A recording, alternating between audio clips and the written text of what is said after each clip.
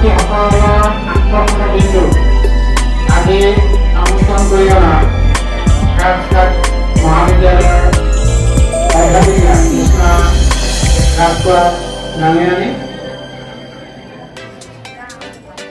আমাৰ মঞ্চত উপবিষ্ট সাংবাদিক বৰ্ণমৰ জগতপুৰী ডাঙৰীয়া আমাৰ মোৰ সন্মুখত উপস্থিত থকা মাতৃগোটৰ সভাপতি আৰু সম্পাদক সভানেত্ৰী আৰু সভা সম্পাদিকা ডাঙৰীয়ানী প্ৰমুখ্যে আমাৰ আমন্ত্ৰণত উপস্থিত থকা অভিভাৱিকাবৰ্গ মৰমৰ ছাত্ৰ ছাত্ৰীসকল ইতিমধ্যে গীত সংগত কৰা গুৰু বন্দনা কৰা আমাৰ মৰমৰ ছাত্ৰ ছাত্ৰীসকল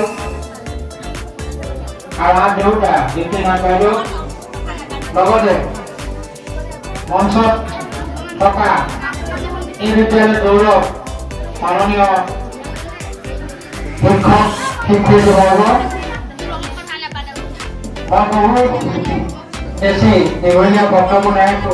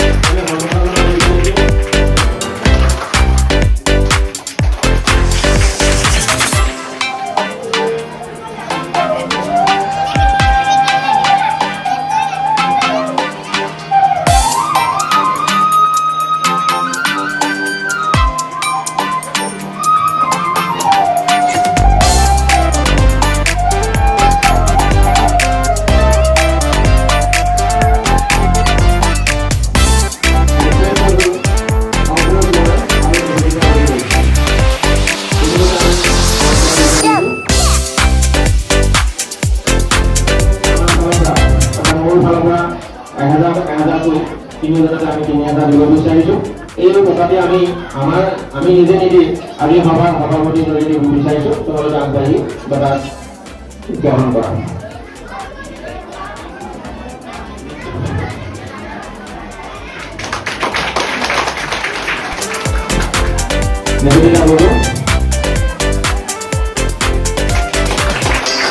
আৰু আঙুৰ কোৱা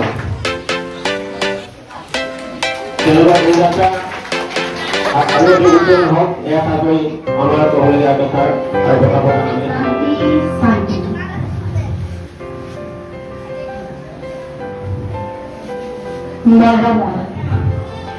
তোমাৰো আৰম্ভ আকাশৰ খৰি পৰা এটুকুৰা জ্যোতি প্ৰভাত তোমালোকৰ চকুত ভৱিষ্যতৰ সপোন দেহত মনোৱা ঘোঁৰাৰ অক্লান্ত শ্ৰম বুকুত এটুকু সতেজ হাঁহ হৃদয়ত নিবিড় মৰমৰ মাধুৰীমা তোমালোকৰ হৃদয় আছে নেদেখাজনৰ আশীৰ্বাদ তোমালোকে যুঁজিবা তেতিয়াহে চিনিবা নিজৰ ভৰিত নিজে থিয় দিবা আনৰ বোজা হ'বলৈ নাযাবা পাৰিবা পাৰিবা সকলো পাৰিবা চেষ্টাৰ অসাধ্য একোৱেই নাই মনত ৰাখিবা জ্ঞানী লোকে কয় ক্ষমতাত শক্তি ধৈৰ্যত সফলতা বিশ্বাসত প্ৰাপ্তি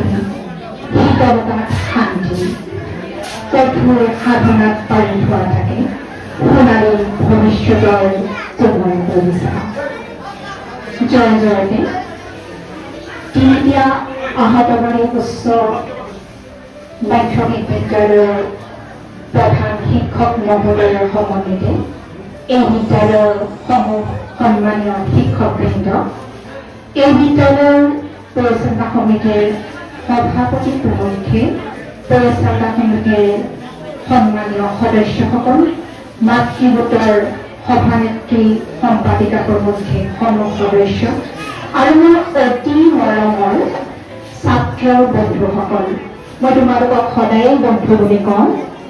মোৰ তোমালোকক বন্ধু বুলি ক'বলৈ ভাল লাগে।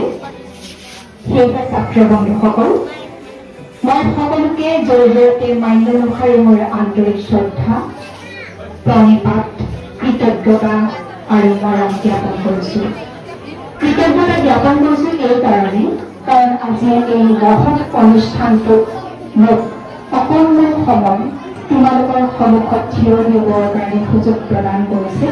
সেয়েহে এই বিদ্যালয়ৰ প্ৰধান শিক্ষক, বিদ্যালয়ৰ পৰিচালনা সমিতিৰ সভাপতি আৰু মোৰ অতি মৰমৰ ছাত্ৰ শিক্ষক বৃন্দ, মই সকলোকে কৃতজ্ঞতা জ্ঞাপন কৰিছোঁ। আজি মোক ইয়ালৈ আমন্ত্ৰণ কৰি আনিছে। প্ৰথমতে মই এটা কথা কৈ নল'লে হয়তো মই আজি অহাৰ এই উদ্দেশ্য সফল নহ'ব। সেইকাৰণে মই তোমালোকক আগত এটা কথা ক'ব বিচাৰিছোঁ যে impression is create at first sight, যিটোক আমি ক'ব পাৰোঁ মৰ্ণিং শ্ব'জ জানে। বিদ্যালয়খনত প্ৰথম আহি খোজটো দি বিদ্যালয়ৰ শিক্ষকৰ জিৰণি কোঠাত মই যেতিয়া বহি আছিলোঁ, যেতিয়া মই শিক্ষক বৃন্দৰ লগত কথা পাতি আছিলোঁ, তেতিয়া মোৰ এটা কথা অনুভৱ হৈছিল যে এই বিদ্যালয়ৰ ছাত্ৰ ছাত্ৰীসকলে সঁচাই এক সুন্দৰ পৰিৱেশ পাইছে, সুন্দৰ শিক্ষা পাইছে। সেইটো মোৰ প্ৰথম পৰ্যবেক্ষণত ধৰা পৰিছিল। যিহেতু সৰু সৰু কেইগৰাকীমান ছাত্ৰ ছাত্ৰীয়ে যেতিয়া বিদ্যালয়ৰ শিক্ষকৰ শ্ৰেণীকোঠাত সোমাবলৈ আহোঁতে সেৱা এটা কৰি চেণ্ডেলযোৰ খুলি ধুনীয়াকৈ সোমাই আনিছে, তেতিয়া মোৰ মনটো সঁচাকৈ কিমান আনন্দিত অনুভৱ কৰিছিলোঁ। সেইখিনি কথা মই ক'ব যদি মই আজি ইয়াত কৈ থৈ নাযাওঁ, তেতিয়াহ'লে মোৰ সঁচাকৈ বেয়া লাগিব।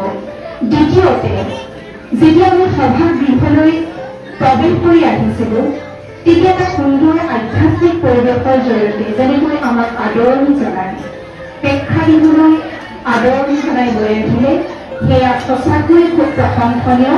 আৰু মই এইটো কথা উপলব্ধি কৰিছোঁ যাতে এই বিদ্যালয়ৰ সকলো ছাত্ৰ ছাত্ৰীয়ে এক সুন্দৰ আধ্যাত্মিক শিক্ষা লাভ কৰিছে, তাৰ লগে লগে নৈতিক চৰিত্ৰৰ পাঠ তেওঁলোকে অধ্যয়ন কৰিবলৈ সুযোগ পাইছে। আৰু এই বিদ্যালয়ৰ ছাত্ৰ ছাত্ৰীক কেতিয়াও কোনোকালে কোনো ধৰণৰ বেয়া কাম কৰিবলৈ যে আগবাঢ়ি নাযায়, সেই কথা মই নিশ্চিত ক'ব পাৰিছোঁ। এতিয়া মোক বহুতো বিশেষ বিশেষণেৰে বিভূষিত কৰি এই জেগাকণত আনি উপস্থিত কৰি তোমালোকক উদ্দেশ্যি কেইষাৰমান কথা ক'বলৈ সুযোগ দিছে। মই তাতো এটা কথা ক'বলগীয়া আছে যে মই কোনো বিশেষ ব্যক্তি নহয়, মই আপোনালোকৰ মাজৰে, তোমালোকৰ মাজৰে এগৰাকী সাধাৰণ মানুহ। মই আচলতে ইয়াত কোনো ধৰণৰ বিশেষ কথা জনাবলৈ অহা নাই, মই আহিছোঁ কিছু কথা শিকিবলৈ। কাৰণ জীৱনত কেতিয়াও কথা কৈ বা কথা শিকি শেষ কৰিব নোৱাৰি। জীৱনৰ কিছুমান ক্ষুদ্ৰ ক্ষুদ্ৰ অভিজ্ঞতাই মানুহক পৰিপুষ্ট কৰে, আৰু সেই অভিজ্ঞতা আহৰণ কৰিবলৈ কিছুমান বিশেষ ক্ষেত্ৰৰ প্ৰয়োজন হয়। আৰু মই আজি ওলাই আহোঁতেই ভাবিছোঁ যে মই আজি মৰমৰ ছাত্ৰ ছাত্ৰীসকলৰ পৰা এনে কিছুমান কথা শিকিব পাৰিম, এনে ধৰণৰ কিছুমান অনুভৱ কঢ়িয়াই লৈ যাব পাৰিম, যিখিনিয়ে মোক পৰৱৰ্তী সময়ত আগবাঢ়ি যাবলৈ সহায় সুযোগ দিব। সেয়েহে জয়জয়তে মৰমৰ ছাত্ৰ বন্ধুসকল, তোমালোকক মই এটা কথা ক'ব বিচাৰিছোঁ। তোমালোকৰ প্ৰধান শিক্ষক মহোদয়ে এষাৰ কথা তোমালোকক কৈছিল। কি কৈছিল? বেলিয়ে পোহৰ কেতিয়াবা নিদিওঁ বুলি কয়নে? ডাঙৰকে নকয়। নদীয়ে কেতিয়াবা পানী নিদিওঁ বুলি কয়নে? মই তোমালোকক মনে মনে থাকিব লাগিব বুলি ক'ব লাগিবনে?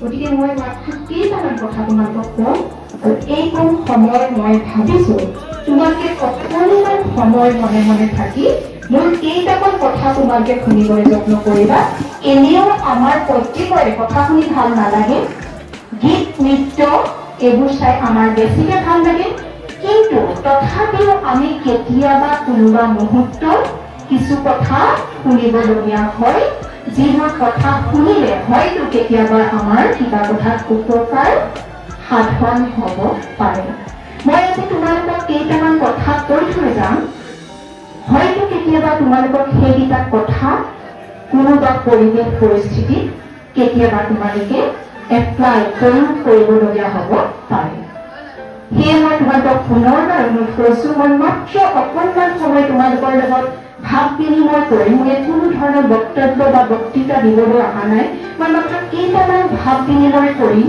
যে পৰৱৰ্তী সময়ত আমি ছাত্ৰ হিচাপে জীৱনটো আগবঢ়াই লৈ যাবলৈ হ'লে আমি কি কৰিব লাগিব কেনেধৰণে আগবাঢ়িলে আমি এজন কি হ'ব পাৰিম ভাল মানুহ মই তোমালোকক কৈছোঁ ভাল মানুহ হ'ব পাৰিম আমি সমাজত মানুহ বুলি কওঁতে বিভিন্ন মানুহৰ উদাহৰণ দিব পাৰোঁ ডাঙৰ মানুহ আমি সাধাৰণতে কওঁ যে ভালকৈ পঢ়া শুনা কৰিবা তেতিয়া ডাঙৰ মানুহ হ'বা এজন সফল মানুহ হ'ব পাৰিবা কিন্তু মই তোমালোকক কওঁ যে ভালকৈ পঢ়া শুনা কৰিবা তোমালোক এজন সঁচা মানুহ হ'ব পাৰিবা ভাল মানুহ হ'ব পাৰিবা গতিকে ভাল মানুহ হ'বলৈ আমি কি কৰিব লাগিব কেনেধৰণে আগবাঢ়ি যাব লাগিব সেইখিনি আমি অকণমান সময় তোমালোকৰ লগত আলোচনা কৰিম আৰু তোমালোকে মোৰ লগত কি কৰিব লাগিব সহযোগ কৰিব লাগিব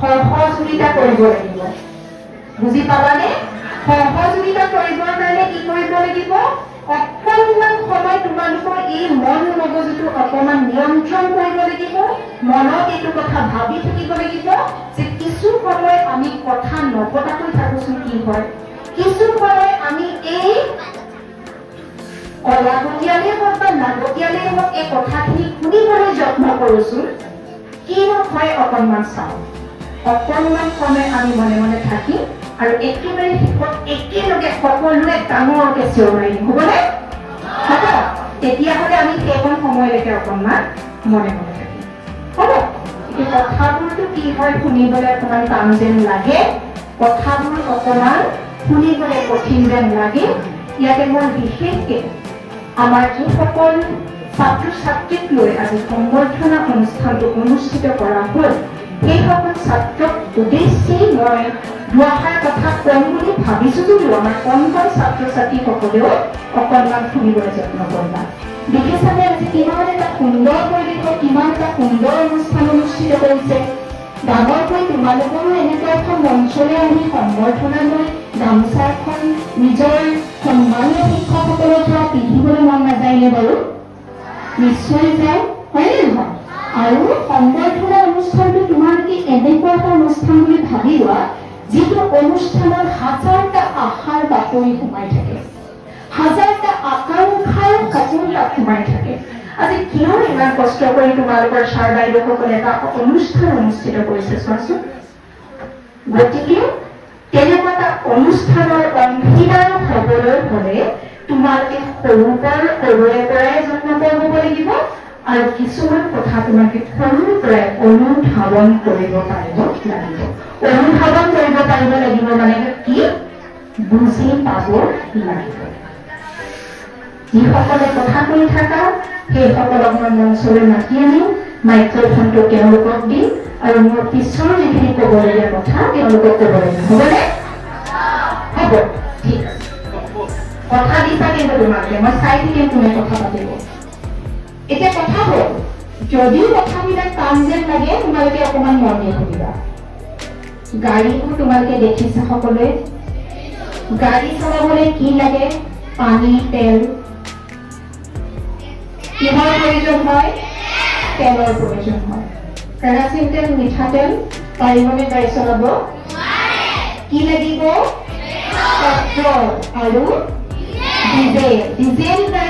ডিজেল গাড়ীৰে চলোৱা এখন গাড়ীৰ নাম কোৱাচোন পেট্ৰল আৰু এখন খুব বিলাসী গাড়ী আছে পুলিচবিলাকে লৈ ফুৰে, তোমালোকে চিনেমা চাওঁতে দেখিছে নাই? যে আগফালখন যে খোলা থাকে, পুলিচবিলাকে যে লৈ ফুৰে জীপ গাড়ী উঠিবলৈ কেতিয়াবা মন যায়নে? যায়। কিমান ভাল কথা চোৱা। এতিয়া কথা হ'ল, যদি আমি ধৈৰ্য শক্তি বঢ়াওঁ, যদি আমি আনৰ কথা সন্মান সহকাৰে শুনো, আমি যদি সৰুৰ পৰা ভালকে পঢ়া শুনা কৰোঁ, তেতিয়াহ'লে হয়তো এদিন কিবা নহয় কিবা কাৰণত তেনেকুৱা জীপ গাড়ী এখনত উঠাৰ সৌভাগ্য আমাৰ হ'ব পাৰে। পাৰেনে? Thank you. এতিয়া কথা হ'ল, এই যে মই তোমাক ক'লো যে জীপ গাড়ী এখন চলাবলৈ ডিজেলৰ প্ৰয়োজন হয়। যদি ডিজেল নাথাকে তেতিয়াহ'লে জীপ গাড়ীখন চলোৱাত অসুবিধা হয়। কেতিয়াবা ডিজেলত পানী মিহলি হৈ থাকে, কেতিয়াবা পেট্ৰলত পানী মিহলি হৈ থাকে। যদি পানী মিহলি হয় তেতিয়াহ'লে প্ৰকৃত মাইলেজটো নিদিয়ে। তাৰমানে ধৰা আমি এটা অনুমান কৰি আমি তেল ভৰাই ল'লো, আমি ভাবিলো যে এইখিনি তেল ভৰাই লোৱাৰ পাছত আমাৰ অন্ততঃ আমি 20 কিলোমিটাৰ হ'লেও যাব পাৰিম। কিন্তু যদি তাত পানী মিহলাই ধোৱা থাকে তেতিয়াহ'লে আমি নিৰ্দিষ্ট সময়ৰ আগতে আমাৰ গাড়ীখন বন্ধ হৈ যাব। ঠিক আছে? এতিয়া মই তোমালোকক এটা কথা কৈছো, এই যে ডিজেল শব্দটো ক'লো, এই ডিজেল শব্দটো যদি আমি আমাৰ জীৱনত যদি প্ৰয়োগ কৰি লওঁ, জীৱনটোত যদি আমি ডিজেল শব্দৰে আমাৰ জীৱনটো চলাই নিবলৈও যদি এক প্ৰকাৰৰ তেল বুলি ধৰি লওঁ, তেতিয়াহ'লে এই ডিজেল শব্দটোত যিকেইটা মানে এলফাবেট সোমাই আছে, সেই এলফাবেট কেইটা আমি যদি সঠিকভাৱে জীৱনত প্ৰয়োগ কৰিব পাৰো, তেতিয়াহ'লে তুমি কি হ'ব পাৰিবা? ভৱিষ্যতে এজন সফল, সঁচা, প্ৰকৃত মানুহ হ'ব পাৰিবা।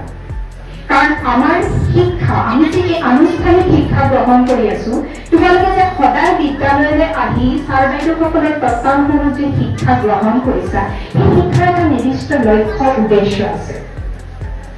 লক্ষ্য উদ্দেশ্য কি আছে? কৈছে যে the main aim of education is to make a student productive and responsible and useful member of a society.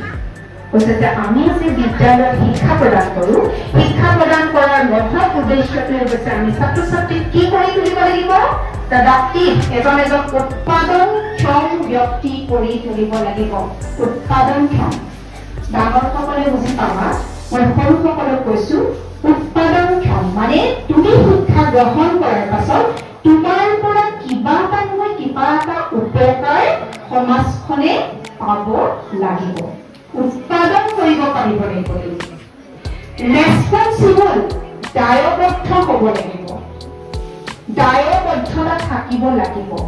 শিক্ষা গ্ৰহণ কৰাৰ পাছত তুমি যিকোনো ধৰণৰ সামাজিক দায়বদ্ধতাৰ কাম কৰিব লাগিব। মই পিছত অকণমান বুজাই দিম।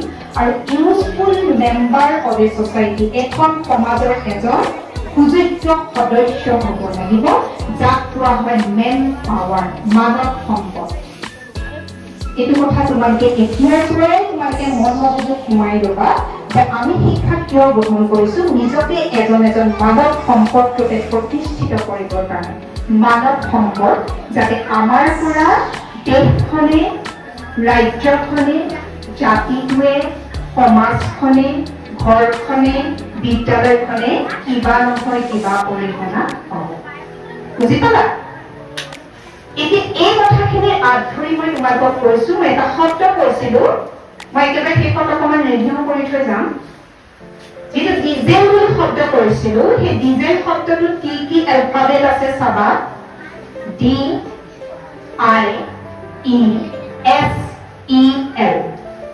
DIESEL, diesel. কেইটা এলফাবেট আছে? DIESEL।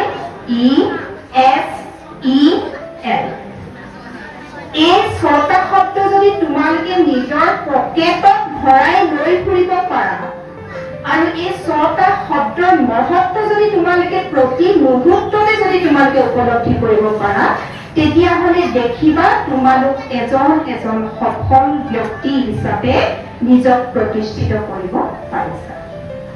এতিয়া প্ৰথম যিটো যিটো ডি শব্দৰে এই শব্দ ডি এলফাবেটেৰে যিটো মানে শব্দ আৰম্ভণি হৈছে সেই ডি শব্দটো মই তোমালোকক এটা ইংলিছ ৱৰ্ড কৈছো তোমালোকে মনত ৰাখিব সৰুৰ পৰা মোক খুব ভাল লাগিছে ডেষ্টিনেশ্যন ডাইৰেকশ্যন ডিটাৰমিনেশ্যন তুমি যিটোৱে ক'ব পাৰা ডেষ্টিনেশ্যন ডাইৰেকশ্যন ডিটাৰমিনেশ্যন ডেষ্টিনেশ্যন মানে হৈছে লক্ষ্য স্থান বুজি পাইছা বিদ্যালয়লৈ অহাৰ লগে লগে কেতিয়াবা হয়তো কোনোবা মুহূৰ্তত তোমাক অভিভাৱকেই হওক বা অন্যান্য ব্যক্তিসকলেই হওক বা শিক্ষকসকলে এটা প্ৰশ্ন নিশ্চয় সোধে যে হোৱাট ইজ ইউৰ হবি তোমাৰ হবি কি সোধেনে সোধে আৰু হবিটোৰ জৰিয়তে তোমালোকে ভৱিষ্যতে কি হবা তাৰমানে কি কৰি ভাল পোৱা সেই ভাল পোৱাটোৰ কথাটোৰ লগতে আমাৰ সেই ডেষ্টিনেশ্যন লক্ষ্যস্থানটো সদায় জড়িত হৈ থাকে প্ৰথম লক্ষ্য স্থিৰ কৰিব আজি তুমি মেট্ৰিক পাছ কৰিছা মেট্ৰিক পাছ কৰাৰ লগে লগে তুমি নিজৰ ডেষ্টিনেশ্যন তোমাৰ নিজৰ লক্ষ্য স্থিৰ কৰিব লাগিব যে মই এতিয়া কি কৰিম বুজি পাইছা সেই লক্ষ্য স্থিৰ কৰাৰ দায়িত্বটো তোমাৰ নিজা হ'ব লাগিব আনে তোমাক জোৰ জুলুম কৰি তোমাক কেতিয়াও লক্ষ্য স্থিৰ কৰি দিব নোৱাৰে বুজিছা যে আনে জোৰ কৰি তোমাৰ লক্ষ্য কেতিয়াও স্থিৰ কৰি দিব নোৱাৰে তোমাৰ লক্ষ্য তুমি সদায় কি কৰিব লাগিব নিজে স্থিৰ কৰি ল'ব লাগিব ডেষ্টিনেশ্যনটো সদায় নিজৰ চকুৰ আগত ৰাখিব লাগিব লক্ষ্য স্থিৰ কৰিব লাগিব যেনেকৈ অৰ্জুনৰ লক্ষ্য কেৱল আছিলে চৰাই চকুৰ মণিটোৰ ওপৰত ঠিক তেনেকে জীৱন যুঁজত আগবাঢ়ি যাবলৈ তোমাকে এটা লক্ষ্য স্থিৰ কৰিব লাগিব আৰু সেই লক্ষ্যত উপনীত হ'বৰ কাৰণে অহোপুৰুষাৰ্থ চেষ্টা কৰিব লাগিব চেষ্টাৰ অসাধ্য একো নাই প্ৰথমতে মই তোমালোকক কৈছিলো আৰু লক্ষ্যবিহীন জীৱন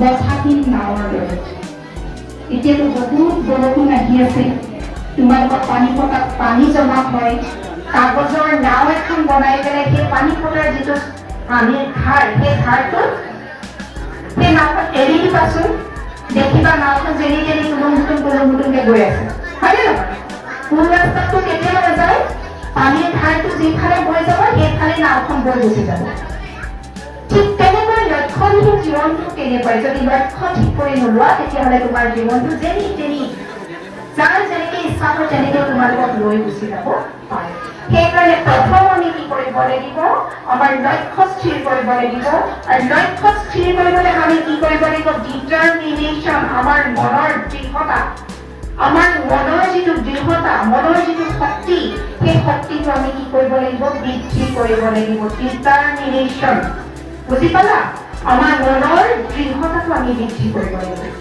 আমি পাৰিম মই কৈছো তোমালোকে পাৰিবা কিয় নোৱাৰিবা পাৰিবা চেষ্টাৰ অসাধ্য একো নাই বুজি পাইছা আৰু চেষ্টা কৰি তুমি সফল হ'বলৈ হ'লে তোমাৰ মনৰ দৃঢ়তাটো তুমি সদায় কি কৰিব লাগিব বৃদ্ধি কৰিব লাগিব তাৰ কাৰণে থাকিব লাগিব তোমাৰ যোগাত্মক প্ৰয়াস প্ৰতিটো কথাই কি হ'ব লাগিব ইতিবাচক হ'ব লাগিব নেতিবাচক হ'লে নহ'ব যিটো কোৱা হয় পজিটিভ আৰু নিগেটিভ শব্দকেইটাৰ অৰ্থ বুজি পোৱা নহয় পজিটিভ মানে হৈছে হয় নিগেটিভ মানে হৈছে নহয় গতিকে আমি আগবাঢ়ি যাবলৈ হ'লে কেনেকৈ আগবাঢ়ি যাব লাগিব হয় দিশত আগবাঢ়ি যাব লাগিব শুদ্ধ দিশত আগবাঢ়ি যাব লাগিব শুদ্ধ দিশত আগবাঢ়ি যাবলৈ হ'লে আমি কি কৰিব লাগিব মনৰ দৃঢ়তা বৃদ্ধি কৰিব লাগিব যোগাত্মক প্ৰয়াসেৰে আগবাঢ়ি যাব লাগিব এইটো কাম কৰিলে প্ৰকৃততে কি হ'ব সেইটো তোমাৰ নিজৰ মন মগজুৱে চিন্তা কৰি পাব লাগিব আফটাৰ ডেট আই মানে হৈছে ইনকুইজিটিভনেছ তাৰ অসমীয়া প্ৰতিশব্দটো হৈছে অনুসন্ধিৎসু শব্দটো শুনিছানে কেতিয়াবা মই ডাঙৰসকলক সোধা নাই অনুসন্ধিৎসু শব্দটো শুনিছানে নাই শুনা শুনিছা তোমালোকে ধৰিব পৰা নাই অনুসন্ধিৎসু মানে হৈছে আমাৰ যে তোমালোকৰ বয়সৰ যে যিবিলাক ল'ৰা ছোৱালী সেই ল'ৰা ছোৱালীবিলাকৰ এটা চাৰিত্ৰিক বৈশিষ্ট্য হৈছে এই যিটো ইনকুইজিটিভনেছ যিটো অনুসন্ধিৎসু বুলি কয় অনুসন্ধিৎসু মানে হৈছে যে আমাৰ সদায় নজনা কথা জানিবলৈ মন যায় যায়নে নাযায় বাচ্চাবোৰ দেখিছানে নাই তোমাতকৈ সৰু সৰু যিবিলাক ল'ৰা ছোৱালী আছে সেইবিলাকে কেতিয়াবা তোমালোকৰ মা দেউতাক চাবাচোন একদম কথা খুজি খুজি ব্যতিব্যস্ত কৰি দিয়ে এইটোনো কিয় হ'ল কেলে হ'ল কি হ'ব কি কৰিব একেবাৰে শেষত মা দেউতাক খং উঠি পেলাই মোক এইটো সুধি নাথাকিব কয়নে সেইটো কি কাৰণে হয় যে ল'ৰা ছোৱালীৰ মাজত সোমাই থকা যিটো অনুসন্ধিৎসু মন যিটো নজনাক জানিবৰ যিটো প্ৰবল আকাংক্ষা সেই আকাংক্ষাৰ কাৰণে সেই চাৰিত্ৰিক বৈশিষ্ট্যটো ছাত্ৰ ছাত্ৰী বা শিশুসকলৰ মাজত আমি দেখিবলৈ পাওঁ এতিয়া তোমালোকৰ মাজতো তেনেকুৱা ধৰণৰ অনুসন্ধিৎসু আছে তোমালোকৰ মাজতো তেনেকুৱা নজনা কথা জানিবৰ মন আছে কিন্তু আমি কেনেকুৱা ধৰণৰ নজনা কথাবোৰ জানিম যিবিলাক কথাই আমাৰ শৈক্ষিক জীৱনটো আগবঢ়াই লৈ যোৱাত সহায় কৰিব তেনেকুৱা ধৰণৰ যদি কিবা নজনা কথা তোমালোকৰ জানিবলৈ মন যায় তেতিয়াহ'লে তোমালোকে নিশ্চিতভাৱে তোমালোকৰ বিদ্যালয়ৰ শিক্ষাগুৰুসকলক কোনো ধৰণৰ হেজিটেশ্যন ইতস্তত বোধ নকৰাকৈ তোমালোকৰ জানিবলৈ মন যোৱা প্ৰতিটো কথা তোমালোকৰ পিতৃ মাতৃ তোমালোকৰ অভিভাৱক তোমালোকৰ শিক্ষকসকলক তোমালোকে সুধিবা বুজিছা next which is most important of our student life, that is education.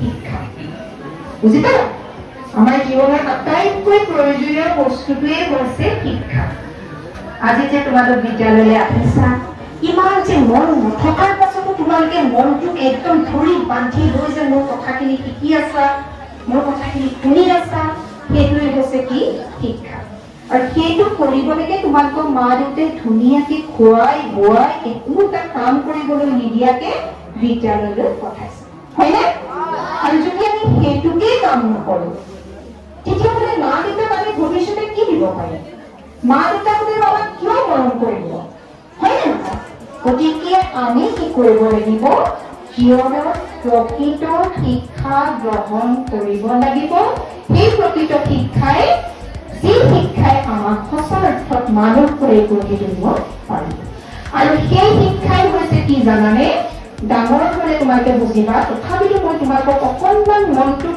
কিবা এটা প্ৰতিক্ৰিয়া হওক বুলি কৈ আছো সেই শিক্ষা হ'ব লাগিব কি স্কিল বেছড স্কিল মানে হৈছে কৌশল বুজি পাইছানে স্কিল মানে হৈছে কৌশল আৰু কৌশলগত শিক্ষাই হৈছে ব্যৱহাৰিক শিক্ষা প্ৰায়োগিক শিক্ষা আমি শ্ৰেণীকোঠাৰ ভিতৰত সোমাই কেৱল এই কিতাপকেইখন পঢ়ি লৈ তাত থকা কলা কলা আখৰকেইটা মুখস্থ কৰি মন মগজুত ভৰাই এখন চাৰ্টিফিকেট লৈ বিদ্যালয়ৰ পৰা ওলাই গ'লেই নহ'ব কি কৰিব পাৰিব লাগিব সেই কলা কলা গুটিকেইটাত থকা আখৰকেইটা আমি বুজি লৈ আমি আমাৰ নিজৰ প্ৰায়োগিক জীৱনত আমি কি কৰিব পাৰিব লাগিব প্ৰয়োগ কৰিব পাৰিব লাগিব যি শিক্ষা গ্ৰহণ কৰিছো সেই শিক্ষা আমি গৈ আমাৰ জীৱনত কি কৰিব পাৰিব লাগিব প্ৰয়োগ কৰিব পাৰিব লাগিব মানে শিক্ষা সদায় কি হ'ব লাগিব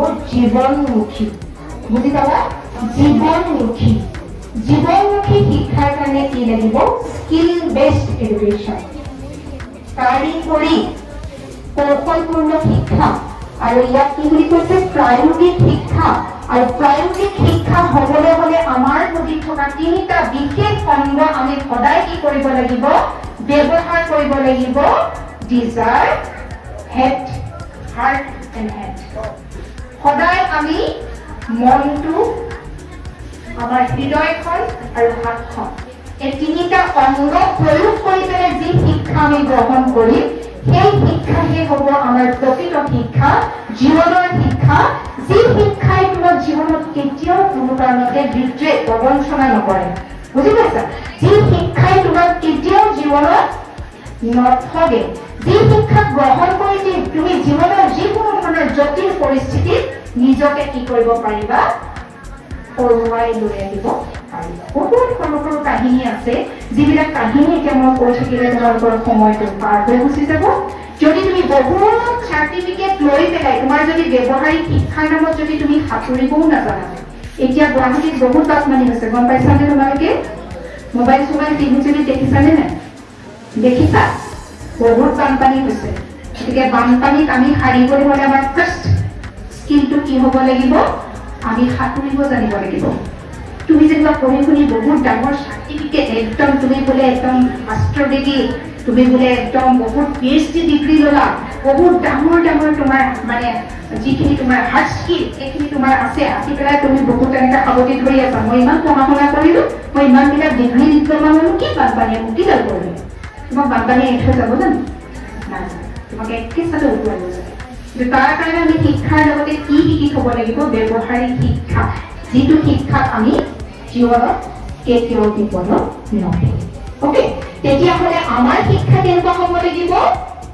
জীৱনমুখী শিক্ষা হ'ব লাগিব, কৌশলপূৰ্ণ শিক্ষা হ'ব লাগিব, ইতিবাচক শিক্ষা হ'ব লাগিব, যিখিনি শিক্ষা গ্ৰহণ কৰিলে আমি জীৱনৰ জটিল মুহূৰ্তবিলাকত নিজকে প্ৰতিষ্ঠা কৰিব পাৰোঁ।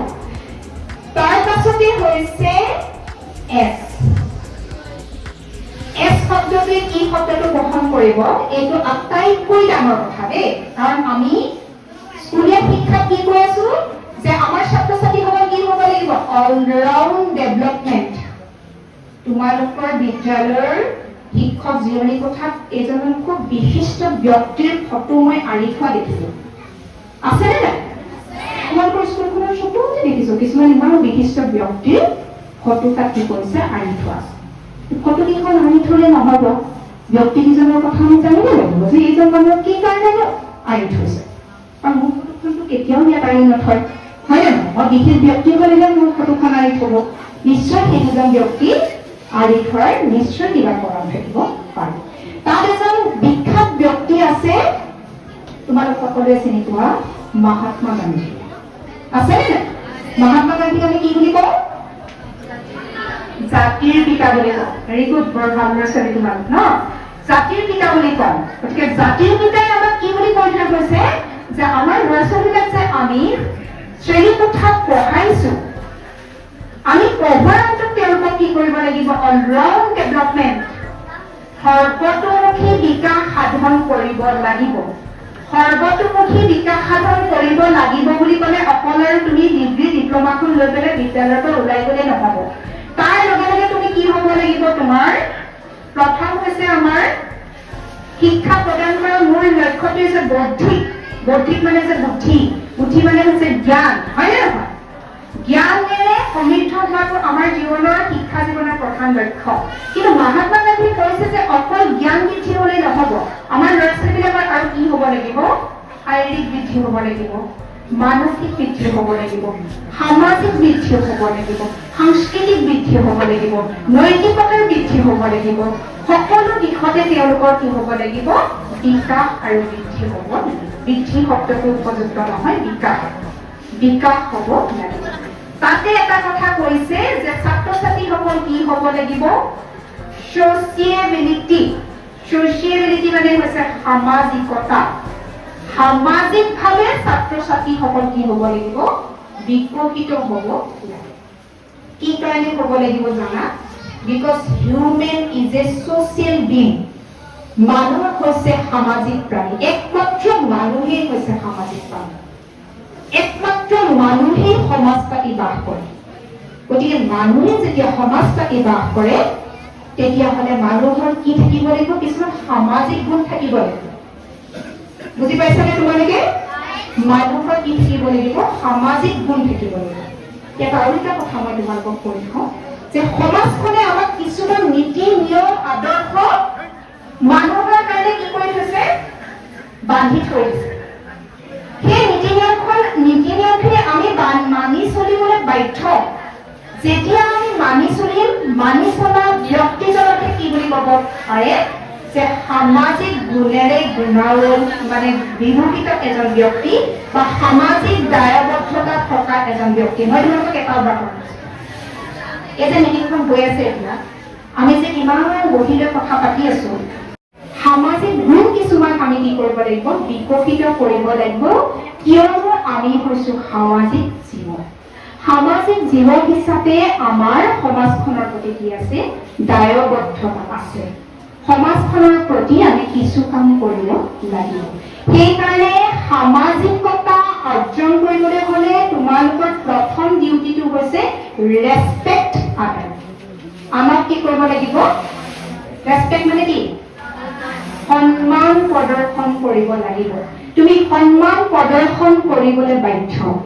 আনৰ কথা তুমি মনোযোগেৰে শুনিব লাগিব। তুমি যদি জীৱনত আগবাঢ়ি যাওঁ বুলি ভাবা, তেতিয়াহ'লে অকল তুমি নিজে কথা কৈ থাকিলে নহ'ব। আনে কোৱা কথাও তুমি মনোযোগেৰে শুনিব লাগিব। বুজি পাইছা? ৰেছপেক্টটো বহুত ডাঙৰ কথা। ৰেছপেক্ট যে কিয় তুমি তোমাতকৈ বয়সত ডাঙৰ মানুহখিনিকহে ৰেছপেক্ট কৰিবা তেনেকুৱা কথা নহয়। বা তুমি বিদ্যালয়ৰ শিক্ষকসকলকহে তুমি ৰেছপেক্ট কৰিবা তেনেকুৱা কথা নহয়। ৰেছপেক্ট কৰিবলগীয়া সকলো ব্যক্তিকে তুমি ৰেছপেক্ট কৰিব লাগিব, সন্মান কৰিব লাগিব, লাগিলে সি তোমাতকৈ বয়সত কৰিব। বুজি পাইছা? আমাৰ সদায় মনত এটা ভ্ৰান্ত ধাৰণা থাকে যে বয়সত ডাঙৰসকলকহে আমি সন্মান কৰিব লাগে, বয়সৰ সৰুসকলক আমাৰ কি দৰকাৰ সন্মান কৰিব লাগে? ই ক'লে হ'ল নেকি? কি কাৰণত সন্মান কৰে? গতিকে আমি কি কৰিব লাগিব? আনক সদায় আমি কি কৰিব পাৰিব লাগিব? সন্মান প্ৰদৰ্শন কৰিব লাগিব। আনৰ কথা আমি মনোযোগেৰে শুনিব লাগিব। বুজি পালা? গতিকে তেনেধৰণে আমি কি কৰিব লাগিব? আগবাঢ়ি যাব লাগিব। তাৰ পাছতে হৈছে ই মানে হৈছে এনাৰ্জেটিক। বহুত বেছি গুৰুত্বপূৰ্ণ কথা, যিটো এতিয়া আমাৰ এই সংবৰ্ধনা গ্ৰহণ কৰা ছাত্ৰ ছাত্ৰীসকলক কৈছো মই, আৰু যিসকলে মানে অনাগত দিনত তেওঁলোকে এনেকুৱা ধৰণৰ পৰীক্ষাত অৱতীৰ্ণ হ'ব, যিসকল ছাত্ৰ ছাত্ৰী বৰ্তমান কৈশোৰ অৱস্থাত ভৰি দিছে, আৰু যিসকল ছাত্ৰ ছাত্ৰী বৰ্তমানেও বাল্যকালত আছে, তেওঁলোকক মই তোমালোকক এটা কথা কৈছো যে আমি সদায় কি হৈ থাকিব লাগিব? এনাৰ্জেটিক মানে হৈছে উদ্যমী হৈ থাকিব লাগিব, তেজস্বী হৈ থাকিব লাগিব। মই তোমালোকক প্ৰথমতে কৈছো যে তোমালোকৰ দেহত আছে এতিয়া ৰঙা ঘোঁৰাৰ অত্যন্ত শ্ৰম। মহাভাৰতৰ যুদ্ধ দেখিছিলা? ৰামায়ণৰ যুদ্ধ দেখিছিলা? ঘোঁৰাবিলাকে কেনেধৰণে যুদ্ধ কৰে দেখিছিলা তোমালোকে? কেতিয়াও ভাগৰি নাযায়। তোমালোক এতিয়া ইমান বেছি তোমালোকৰ এইটো বয়সত কি হয় যে তোমালোক ইমান এনাৰ্জেটিক, তোমালোক ইমান শক্তিমান, ইমান তোমালোকৰ দেহত শক্তি আছে। সেই শক্তিখিনি আমি কি কৰিব লাগিব? ভাল কামত প্ৰয়োগ কৰিব লাগিব। ভাল কামত প্ৰয়োগতে শক্তি থাকিল বুলিয়ে লগৰ কাৰোবাৰ মোৰ গাত ইমান বল আছে, গতিকে মই তাক একঘোচা মাৰিয়ে দিম, সেইটো ভাল হ'ব জানো? কেতিয়াও নহয়। আমি সেই শক্তিখিনি কেনেকে প্ৰয়োগ কৰিব লাগিব? উচিত দিশত প্ৰয়োগ কৰিব লাগিব। যেনেকে ধৰা সেই শক্তিবান যিসকল ব্যক্তি, সেই ব্যক্তিয়ে প্ৰদৰ্শন কৰি এতিয়া একেবাৰে আন্তঃৰাষ্ট্ৰীয় অন্যলৈকে বিশ্বৰ পৰ্যায়ত তেওঁলোকে নিজৰ স্থান প্ৰতিষ্ঠিত কৰিব পাৰিছে। অলপ দিনৰ আগতে বক্সিঙত যে বহুত ডাঙৰ বৈশ্বিক সৃষ্টি কৰিছিলে, কোনে কৰিছিলে? লাভলীনা বৰগোহাঁই, হয়নে? লাভলীনা বৰগোহাঁইৰ গাত ইমান বেছি শক্তি আছে, সেই শক্তিখিনি প্ৰয়োগ কৰি তেওঁ কি হৈছে? নিজক প্ৰতিষ্ঠা কৰিছে। বিশ্বৰ সকলো মানুহে তেওঁক চিনি পাইছে। তেওঁ ইচ্ছা কৰা মানে গাঁৱতে থাকি পেলাই তেওঁ সেই শক্তিখিনিয়ে কাৰোবাৰ লগত কাজিয়া পেচাল কৰি কাৰোবাৰ দাঁত চাত ভাঙি একদম বিখ্যাত, তেনেকৈতো বিখ্যাত হ'ব পাৰিলেহেঁতেন, হয় নে? কিন্তু আমি সদায় কি কৰিব লাগিব? আমাৰ এই যিটো তেজস্বী মন, যিটো আমাৰ এই উদ্যমী মন, সেই উদ্যমী মনটোৱে এক মানে সুন্দৰ দিশত আমি কি কৰিব লাগিব? কাম কৰিব লাগিব। মনটো সদায় আমাৰ তেজস্বী হৈ থাকিব লাগিব, উদ্যমী হৈ থাকিব লাগিব। বুজি পাইছানে? আমি এইটো বয়সতো এতিয়া আমি ধৰা কিছুমান কাম কৰিবলৈ, যদিও আমাৰ বয়সে এতিয়া কি কৰিছে? অকণমান বাধা দিছে যে এইটো বয়স হৈছে আৰু এইটো কাম কৰিব নালাগে, কিন্তু তথাপিতো আমি মনটোৱে সদায় উদ্যমী হৈ থাকো, মনটো সদায় উদ্যমী হৈ থাকে। তোমালোকৰ ইয়াতে থকা সকলো তোমালোকে ভালকে নিৰীক্ষণ কৰিছা নাই নাজানো দেই। আটাইতকৈ ডাঙৰ কথা হৈছে কিন্তু সূক্ষ্ম পৰ্যবেক্ষণ। তোমালোকৰ ইয়াতে বহি থকা ছাৰ বাইদেউসকলক ভালকে তোমালোকে পৰ্যবেক্ষণ কৰিবা। তোমালোকৰ ইয়াতে বহি থকা আমাৰ প্ৰশ্ন সমিতিৰ সভাপতি মহোদয়ৰ কাম কাজবিলাক তোমালোকে কেতিয়াবা নিৰীক্ষণ কৰিছানে? কৰিছা? তেখেত এজন খুব উদ্যমী ব্যক্তি, মই নিজেও জানো, বহুত উদ্যমী ব্যক্তি। উদ্যমী ব্যক্তিসকলৰ মনত থাকে হাজাৰটা কাম কৰাৰ অযুত বাসনা। এটা কাম কৰাৰ পাছতে আইজনীও মই আজি সময় নহ'ব, তই ঘৰটোকে সাৰি দেচোন, সাৰি দিয়াৰ পিছত ইমান ভাগৰ লাগিছো, গম পাইছানে? আমাৰ তেনেকুৱা হয়নে? বাচন কেইটামান ধুবলৈ দিলে, আৰু মই ইমান কামতে কৰি থাকিবলৈ দিয়া নে, মই এই মাত্ৰ ঘৰটো সাৰি আহিছোহে, আকৌ মোক বাচন ধুবলৈ দিলে, ইমান ভাগৰ লাগিছো, নোৱাৰো। হয়নে কেতিয়াবা? মিছা কথা নকব। নহয় যদি বহুত ভাল কথা, যদি হয় তেতিয়াহ'লে আজিৰ পৰা সেই অভ্যাস কি কৰিব লাগিব? পৰিত্যাগ কৰিব লাগিব। আমি যেতিয়ালৈকে পাৰো তেতিয়ালৈকে আমি সদায় কি হ'ব লাগিব? উদ্যমী হৈ থাকিব লাগিব। উদ্যমী হৈ থাকিলেহে তুমি যিকোনো ধৰণৰ সমস্যা সমাধান কৰিব পাৰিবা। উদ্যমী হৈ থকাৰ কাৰণে জাপানৰ মানুহ আটাইতকৈ বেছি দিন জীয়াই থাকে। আমাৰ ইয়াতে কি হয়, আফটাৰ ৰিটায়াৰমেণ্ট 60 বছৰ পাছত বহুত মানুহ কি হৈ যায়, একেবাৰে তেনে অৱস্থা নাইকিয়া হৈ যায়। যেতিয়া ঘৰত সোমাই গ'ল একেবাৰে অৱস্থা নাইকিয়া হৈ যায়। কিন্তু বহুত বিদেশত এনেকুৱা মানুহ আছে, তেওঁলোকৰ এক্সুৱেল লাইফটো আৰম্ভ হয় আফটাৰ ৰিটায়াৰমেণ্ট। 60 বছৰ পাছত তেওঁলোকৰ এক্সুৱেল যিটো লাইফ, জীৱন তেওঁলোকৰ আৰম্ভ হয়। তোমালোকে চাবা বহুত তেনেকুৱা ধৰণৰ মানুহ আছে যে 60 বছৰ পাছত ইমান বেছি এনাৰ্জেটিক হৈ থাকে। 80 বছৰ বয়সত ফ্ৰান্সৰ প্ৰধানমন্ত্ৰীয়ে যেতিয়া ৰিটায়াৰমেণ্ট কৰিছিলে, ৰাজনৈতিক ক্ষেত্ৰৰ পৰা যেতিয়া ৰিটায়াৰমেণ্ট কৰিছিলে, তেতিয়া এজন সাংবাদিক পাছে পাছে ঘূৰি ফুৰি পেলাই ক'লে যে এতিয়া আপুনি কি কৰিব? তেওঁলোকে ভাবিছে 80 বছৰ হৈ গ'ল আৰু ইফালে ৰিটায়াৰমেণ্টটো ল'লে, এতিয়া চাগে মানুহজনৰ কৰিবলগীয়াটো একোৱেই নাই, গতিকে আৰু বেছিদিন চাগে জীয়াই নাথাকিব, তেনেকুৱা ধৰণৰ হতাশজনক কথা ক'ব।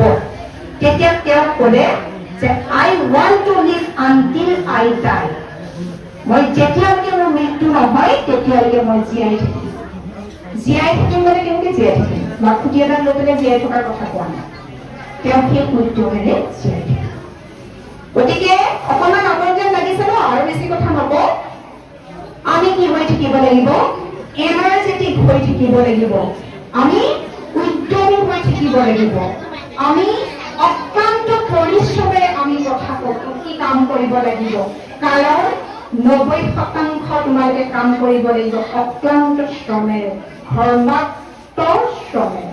এজন বিশেষ ব্যক্তিয়ে কৈছিল 90% তোমালোকে ঘৰ্মাক্ত শ্ৰমেৰে কাম কৰিলেহে সফলতা অৰ্জন কৰিবা। 99% পাহৰি গৈছে। আৰু 1% তোমালোকক জৈৱিকভাৱে মা দেউতাই দিব। কিছুমান শক্তি তোমালোকক দিব জৈৱিকভাৱে মা দেউতাই। বাকী কিন্তু 99% তোমাকে নিজৰ আত্মপ্ৰচেষ্টাৰে আগবাঢ়ি যাবলৈ নিজক প্ৰস্তুত কৰিব লাগিব। একেবাৰে শেষৰ যিটো মানে এলফাবেট, সেইটো হৈছে মানে এল, আৰু ইট ইজ ভেৰি ইম্পৰ্টেণ্ট। আৰু এই এল শব্দটোৱে কঢ়িয়াইছে জীৱনৰ এক অতি গুৰুত্বপূৰ্ণ এটা বিশেষ গুণ, সেইটো হৈছে লাভেবিলিটি, যিটো কোৱা হয় আনৰ আদৰ পোৱাৰ যোগ্য। তোমালোক কি হ'ব লাগিব? সদায় আনৰ আদৰ পোৱাৰ যোগ্য হ'ব লাগিব। সকলোৰে বাবে মৰমৰ হ'ব লাগিব। সকলোৰে বাবে আদৰ হ'ব লাগিব। তোমালোকক দেখাৰ লগে লগে সকলোৱে এনেকে আঁকোৱালি লৈ বুকুত এবাৰ ভৰাই গৰাকী হাবিয়াটো থাকিব লাগিব। সকলোৰে মৰমৰ হ'ব লাগিব, সকলোৰে আদৰৰ হ'ব লাগিব, সকলোৰে আদৰ্শৰ হ'ব লাগিব। তেতিয়াহে তোমালোকে জীৱন যুগত আগবাঢ়ি যাব পাৰিবা। কাৰণ জীৱনটোৱেই হৈছে এক যুঁজ। ডাঙৰ হ'লে বুজি পাবা যে জীৱনত জীয়াই থকাটো ইমান সহজ কথা নহয়। তোমাৰ জীৱনটো একেবাৰে ইমান মসৃণ হৈ কোনেও থোৱা নাই। একদম কিডছ দিয়া ৰাস্তাৰ নিচিনাকে কোনেও তোমাৰ কাৰণে এটা সুন্দৰ পথ কোনেও তোমাৰ কাৰণে বন্ধাই থোৱা নাই। তোমাৰ জীৱনৰ পথটো হৈছে উখুৰা মুখুৰা। সেই উখুৰা মুখুৰা পথেদি আগবাঢ়ি গৈ নিজক প্ৰতিষ্ঠিত কৰিবৰ কাৰণে কি হ'ব লাগিব? সকলোৰে আদৰৰ, মৰমৰ, আদৰ্শৰ পাত্ৰ হ'ব লাগিব। আটাইতকৈ ডাঙৰ কথা।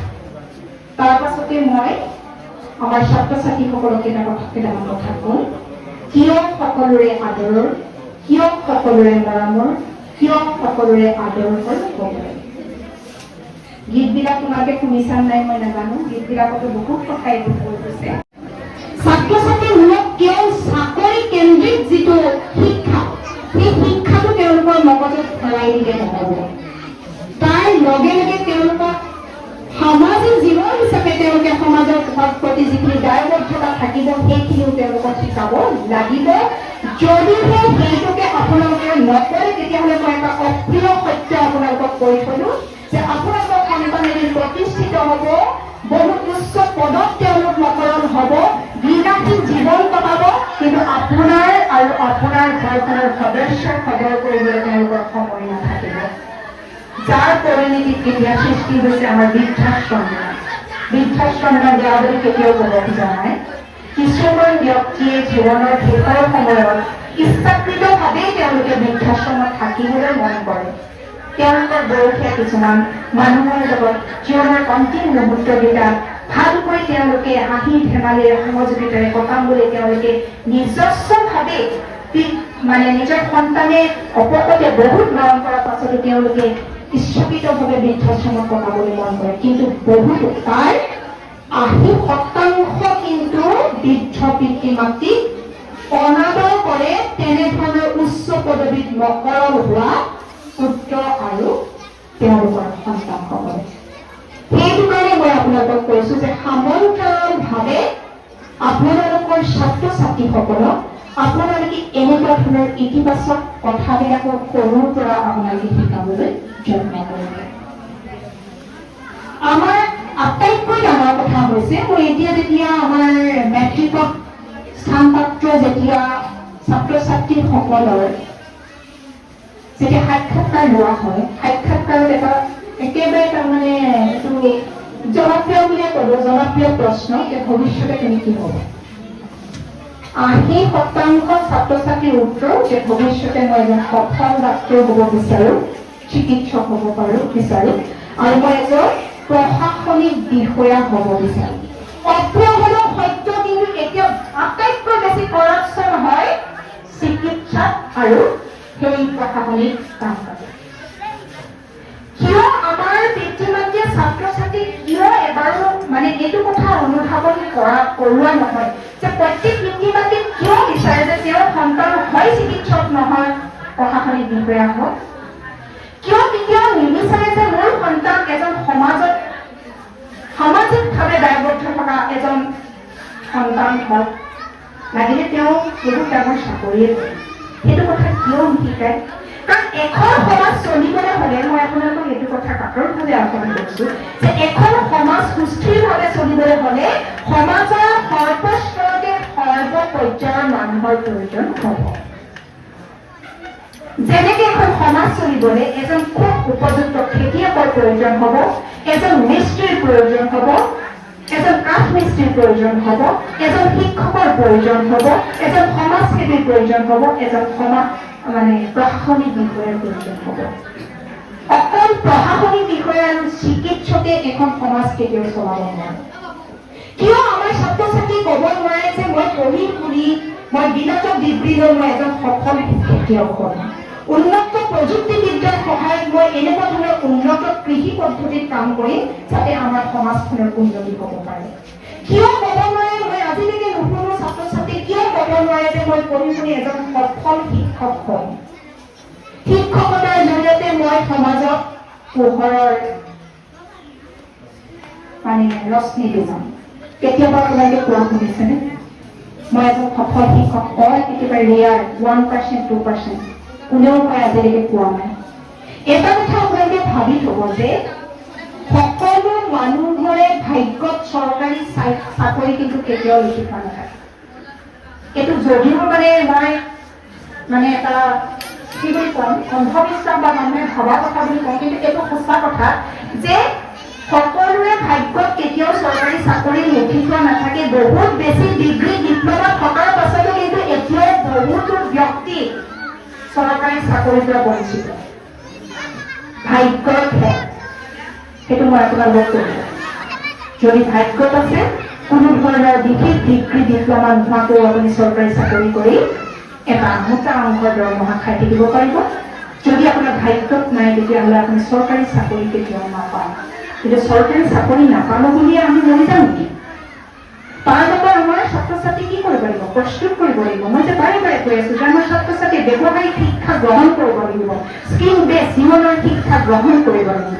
ছাত্ৰ ছাত্ৰীসকলৰ লগত এটা অংশগ্ৰহণৰ সুযোগ প্ৰদান কৰাৰ কাৰণে মই সকলোকে পুনৰ মই আন্তৰিক ধন্যবাদ জ্ঞাপন কৰিছোঁ। আৰু একেবাৰে শেষত মই বিদ্যালয় পৰিচালনা সমিতি, বিদ্যালয়ৰ পৰিয়ালৰ সমূহ সদস্য, মাতৃগোটৰ সভানেত্ৰী, সম্পাদিকা, সমন্বিত সদস্যসকল আৰু মোৰ মৰমৰ ছাত্ৰসকল সকলোকে পুনৰ মৰম জ্ঞাপন কৰি আকৌ কেতিয়াবা তোমালোকক এনেকৈ বৰ কৰিবলৈ, আমনি দিবলৈ তোমালোকে মাতিবা বুলি আশা কৰি মাত্ৰ এটা অকণমান কথা, আব্ৰাহাম লিংকন নাম শুনিছানে? শুনিছা? আব্ৰাহাম লিংকনে তোমালোকৰ কাৰণে এটা খুব জৰুৰী কথা কৈ থৈ গৈছিলে। সেই কথাটো কৈয়ে মই তোমালোকৰ পৰা হ'ব। এতিয়া শুনা, আব্ৰাহাম লিংকনে কৈছিল, তোমালোকে শিকি থোৱা। কি শিকিব লাগিব? তোমালোকে শিকি থোৱা, তোমাৰ জীৱনত লগ পোৱা প্ৰতিজন মানুহ সাধু মানে সৎ, সাধু বা অসাধু বা অসৎ নহয়। বুজি পাইছানে? তুমি জীৱনত যিমান মানুহ লগ পাবা, তুমি এটা কথা মনত ৰাখিবা যে লগ পোৱা প্ৰত্যেকজন মানুহে ভাল বা লগ পোৱা প্ৰত্যেকজন মানুহে বেয়া, এইটো কথা তুমি নাভাবিবা। প্ৰতিজন শত্ৰুৰ বিপৰীতে এজন বন্ধু থাকে আৰু শত্ৰুৰ পৰাও বহুত কথা শিকিবলগীয়া থাকে। যেনেকে ৰাম লক্ষ্মণৰ প্ৰধান শত্ৰু আছিল ৰাৱণ। ৰাৱণৰ মৃত্যুৰ সময়ত ৰাৱণে লক্ষ্মণক এনেকুৱা এটা কথা শিকাই থৈ গৈছিল, যিটো কথা এতিয়া আমাৰ জীৱনৰ কাৰণে অতিকে দৰকাৰী। ৰাৱণে কৈছিল যে জীৱনত কেতিয়াও কিবা এটা কাম কৰিম বুলি ভাবি নাথাকিবা। যদি তুমি কৰিম বুলি ভাবিছা, তেতিয়াহ'লে এই মুহূৰ্তৰ পৰাই তুমি কৰিবলৈ আৰম্ভ কৰা। যদি তুমি কৰিম বুলি ভাবি থাকা, তেতিয়াহ'লে হয়তো তুমি কৰিব নোৱাৰিব পাৰা। যেনেকে মই এটা সোণৰ জখলা বনাম বুলি ভাবি আছিলো, আৰু সেই সোণৰ জখলাডালত উঠি মই স্বৰ্গলৈ যাম বুলি ভাবি আছিলো, কিন্তু মই ভাবি থাকোঁতেই গ'ল মোৰ সোণৰ জখলাও বনোৱা নহ'ল, আৰু আজি মৃত্যুৰ সময়ত মই সেই জখলাত উঠি স্বৰ্গলৈ যাব নোৱাৰিম। গতিকে সদায় কাম যেতিয়া তোমালোকে কৰিম বুলি ভাবা, সেই মুহূৰ্ততে কৰিবলৈ আৰম্ভ কৰিবা। পৰাজয় হৰ্ষোল্লাসে স্বীকাৰ কৰিবা আৰু বিজয় আনন্দ কৰিবা, কিন্তু উঠি ভাহি নাযাবা। মই সম্বৰ্ধনা লোৱা আমাৰ মৰমৰ ছাত্ৰ ছাত্ৰীসকলক ক'লো যে আজি তোমালোকক সম্বৰ্ধনা জনাইছে, তোমালোকৰ মনত বহুত বেছি আনন্দ ফূৰ্তি হৈছে, কিন্তু এই আনন্দ ফূৰ্তিত তোমালোকে যাতে উঠি ভাহি নোযোৱা। নিজৰ স্থিতি, নিজৰ ভৰিৰ তলৰ মাটিকণ তোমালোকে যাতে সদায় খামুচ মাৰি ধৰাৰ শক্তিকণ তোমালোকৰ থাকে।